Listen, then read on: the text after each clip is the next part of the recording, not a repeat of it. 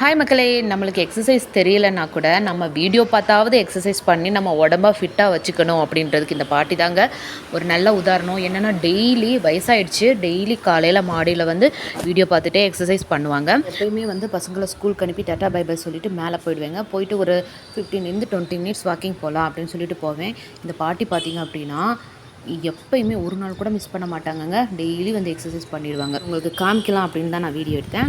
அப்புறம் மேலே வந்து செவ்வரளிப்பூ நல்லா நிறைய பூத்து இருந்துச்சா, சரி அதை பறிச்சுட்டு வந்தால் உரலியில் போடுறதுக்கு யூஸ் ஆகும் அப்படின்னு சொல்லிட்டு எடுத்துகிட்டு வந்தேன். இது வந்து ஜாதி பூ கிடையாது, இது காட்டு முல்லைன்னு சொல்லுவாங்களா, அது ஸ்மெல்லே வராது. ஆனால் வந்து நல்லா இருக்கும், மலர்ந்துச்சுன்னா நல்லா சூப்பராக இருக்கும். அதுவும் எடுத்துகிட்டு அப்படியே கீழே வந்தேன். பார்த்தா பால் தாத்தா வந்து அழகாக பால் ஊற்றி வச்சுட்டு போயிருந்தார். பூக்காரக்க பூவும் வச்சுட்டு போயிருந்தாங்க. அப்படியே எடுத்துகிட்டு வந்தாச்சு. போய் ஒரு காப்பி ஸ்ட்ராங்காக போட்டு குடிச்சிட்டு நம்ம வீடியோ எடிட் பண்ண ஆரம்பிக்க வேண்டியதான். எல்லா வேலையுமே வீட்டு வேலையில் ஆல்ரெடி முடிச்சு வச்சுட்டு தான் மேலேயே போனேன். ஓகே, பாய்.